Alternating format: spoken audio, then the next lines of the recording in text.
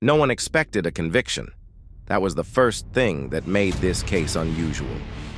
When the judge read the verdict, the courtroom didn't react. No gasps, no whispers, just silence. Because the man standing there was never supposed to be guilty. He wasn't powerful, wealthy, or feared. He was overlooked, and yet the evidence had spoken. This story begins in a part of the city most people never noticed, an industrial stretch near the river, quiet and forgotten. At 6:42 in the morning, police were called to an abandoned warehouse after a security guard spotted an open door during his patrol. Inside, they found a well-dressed man in his mid-30s, seated upright on a chair, hands resting calmly in his lap. There were no signs of struggle, no blood on the walls, no weapon nearby. It didn't look violent, and that's what unsettled investigators the most. The victim was identified quickly. A politically connected real estate developer, influential, the kind of man whose problems usually disappeared quietly. Detectives assumed the case would be complicated. High-profile cases always were, but the investigation stalled almost immediately. No witnesses came forward, no threats were reported, no suspicious activity appeared in his recent calls. It was as if the man's life ended in isolation. Then someone stepped forward. A night maintenance worker assigned to the warehouse district, quiet, soft-spoken, barely memorable. He told police he'd been nearby that night and thought it was important to mention. Detectives took his statement, thanked him, and moved on. He didn't fit the picture. They never took him seriously. The autopsy created the first crack in the case. There were no stab wounds or gunshot injuries. Instead, the medical examiner noted internal bleeding, pressure injuries that were sustained and controlled. This wasn't chaos. It was deliberate. Investigators returned to the timeline. Most security cameras near the river weren't working, some corrupted, others conveniently offline. But one camera barely functioned. At 11:17 p.m., a figure entered the warehouse area, face obscured, work boots visible. At 11:43 p.m., the victim arrived, confident and unhurried.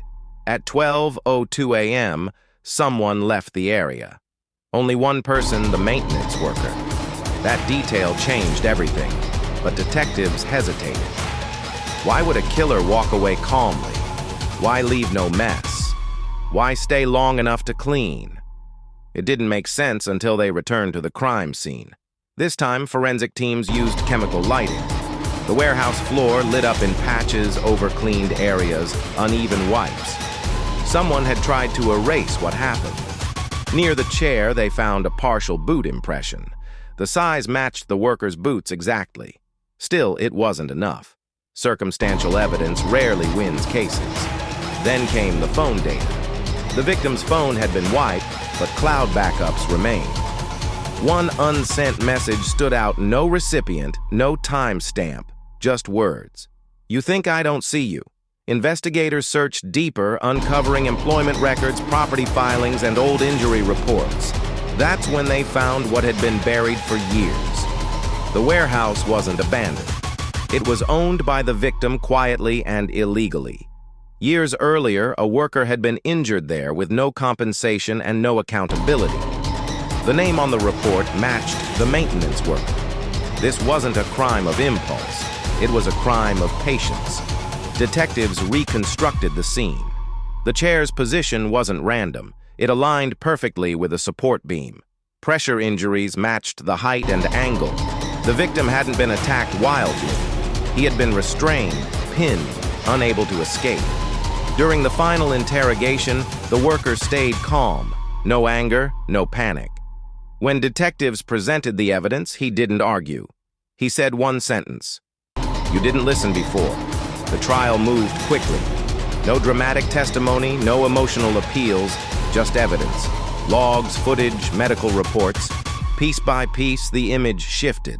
The powerful man wasn't hunted. He was confronted. And the jury saw it. The verdict came back in under 6 hours. Guilty, but not of murder. A lesser charge. The judge cited something unsettling: extraordinary restraint. As the maintenance worker was led away, a journalist noticed something strange. He wasn't afraid. He looked relieved. Later that night, detectives reviewed a file that hadn't been ready for trial, a hidden private camera owned by the victim himself. When the footage finally decrypted, the room went silent. It showed the beginning of the confrontation and revealed something no one expected. The victim had arrived armed and smiling.